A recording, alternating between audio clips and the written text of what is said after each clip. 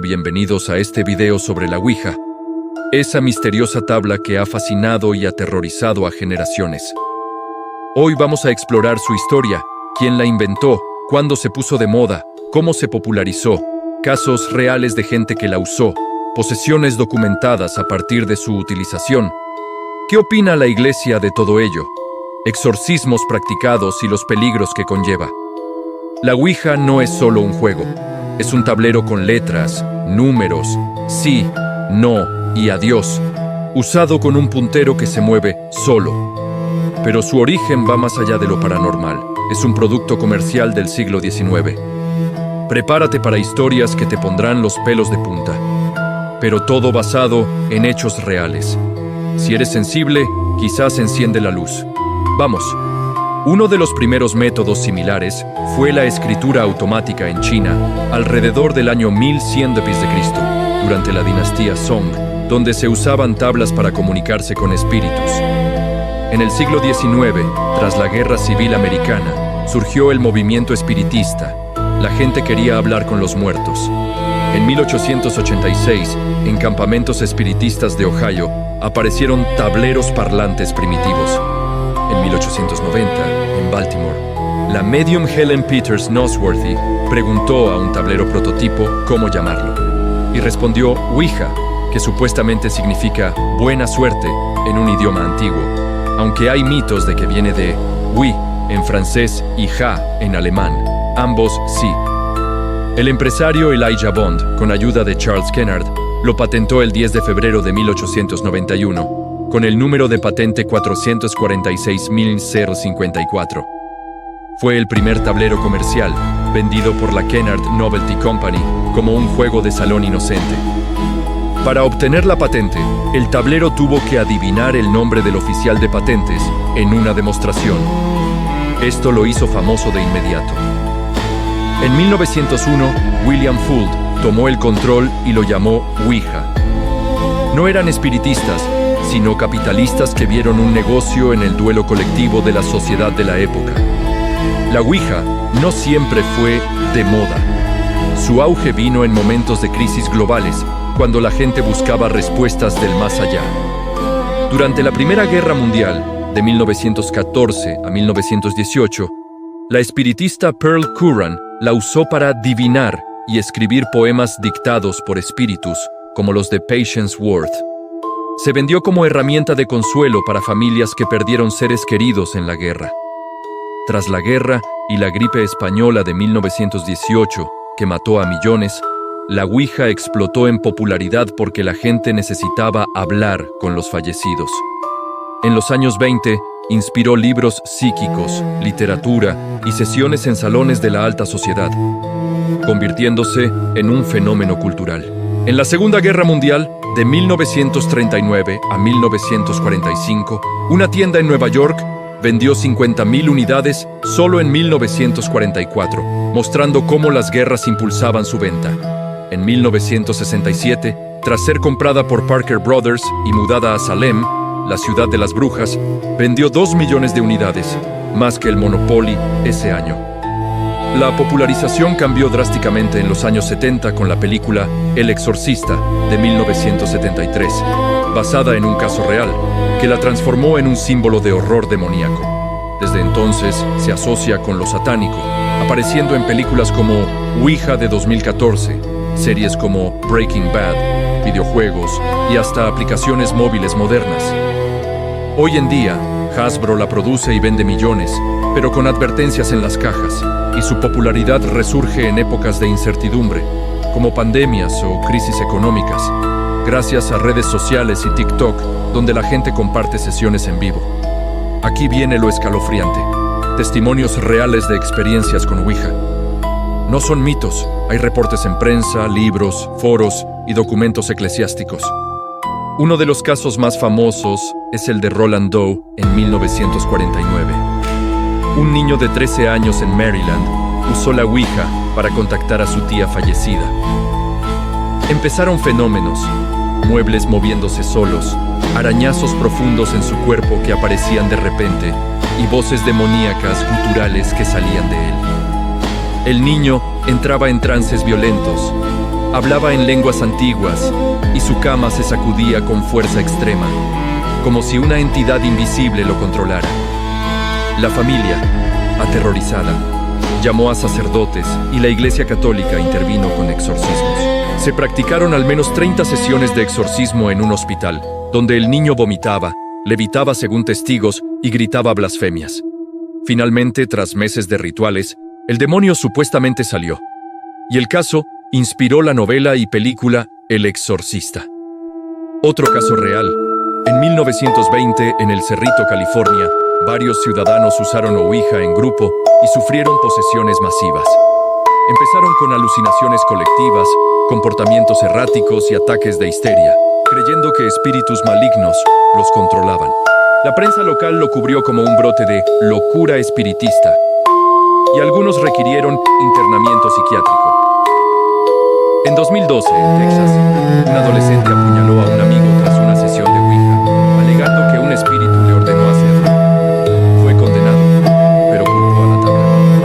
En Perú, en 2023, 14 estudiantes de un colegio jugaron con ouija y sufrieron posesión colectiva, convulsiones, gritos inhumanos y pérdida de conciencia.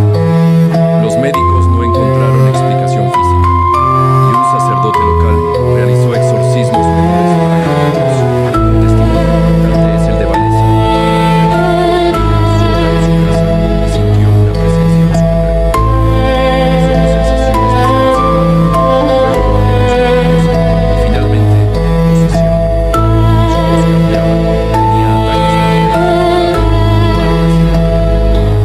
buscó ayuda eclesiástica, pasó por un exorcismo, pero se consoló en la ley.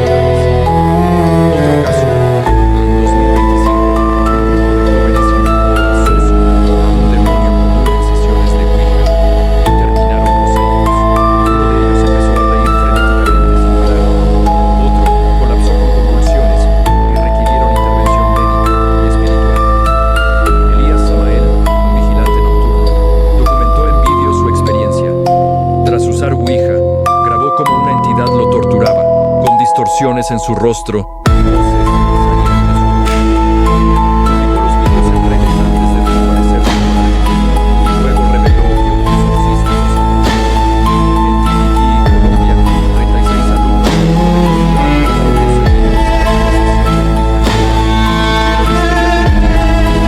lenguas extrañas, agrediéndose mutuamente. El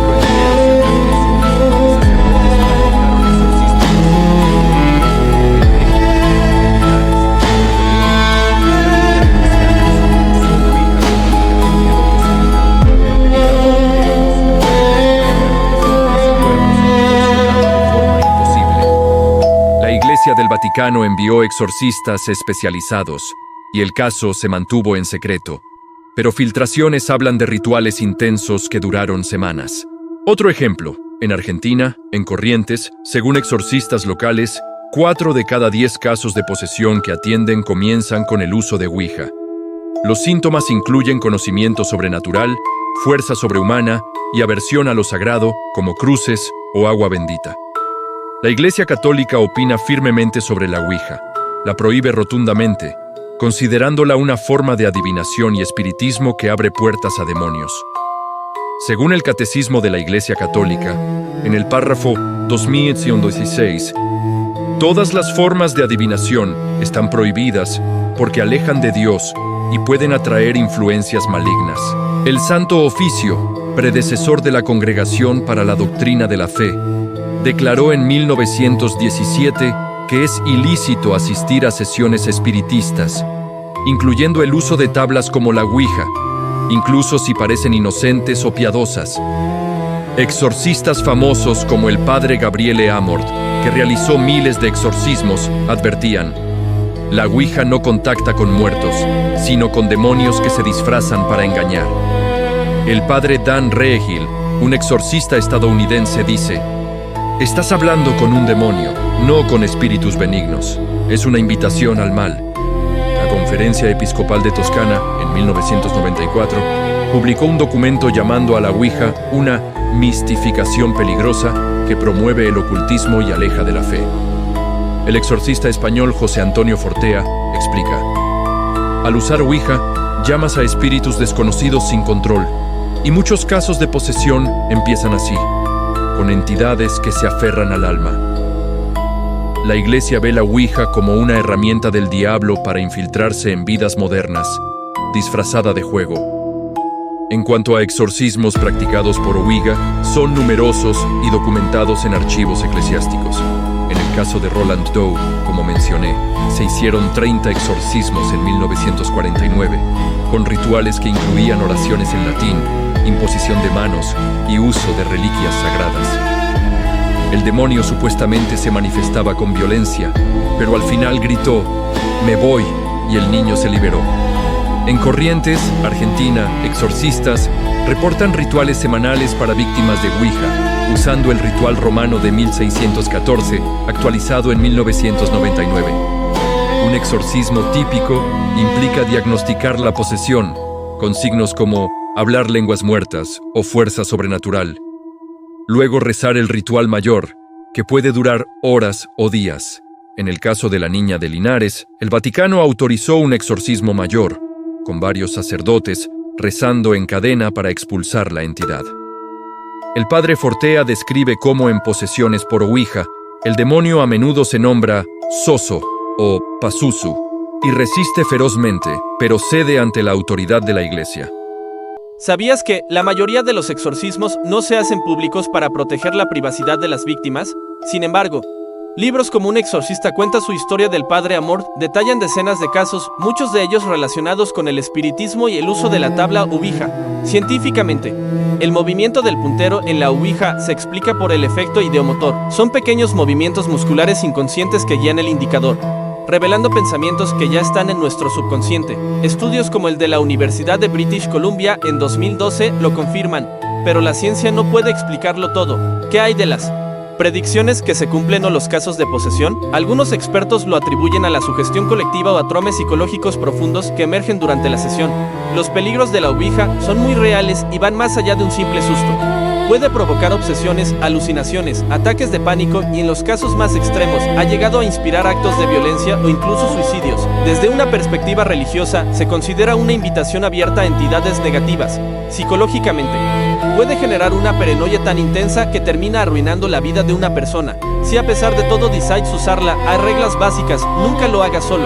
Y siempre despídete para cerrar la sesión. Y si tienes algún tipo de problema de salud mental, es mejor que te mantengas alejado. En redes sociales como X, abundan los testimonios de personas que aseguran haber atraído demonios a sus vidas después de jugar con la tabla en su juventud. Una historia famosa cuenta que un hombre preguntó si sería rico. La Ouija respondió que sí. Años después, un terrible accidente lo dejó paralizado, pero ganó una demanda millonaria. Se hizo rico, sí, pero a un costo devastador. Incluso ha afectado al sistema judicial. En 1994, un jurado usó una Ouija para contactar a la víctima de un asesinato, lo que provocó la anulación del veredicto. Y hay casos aún más oscuros. En 1920, una mujer mató a su propio hijo siguiendo un consejo de la tabla, convencida de que era lo mejor para él. Más recientemente, en 2014, un hombre en Reino Unido llamado Paul Kerrall sufrió alucinaciones y síntomas de posesión tras usarla y terminó hospitalizado. Una usuaria en un foro contó cómo la Ouija predijo la muerte de su abuela, quien falleció solo 2 días después. La Ouija es un objeto fascinante, pero las historias reales, las opiniones de la Iglesia y los testimonios de exorcistas nos lanzan una advertencia clara: es mejor no jugar con fuego. Si te ha gustado el video, dale a like y suscríbete al canal Mentes Siniestras TV para no perderte nada. Nos vemos en el próximo video.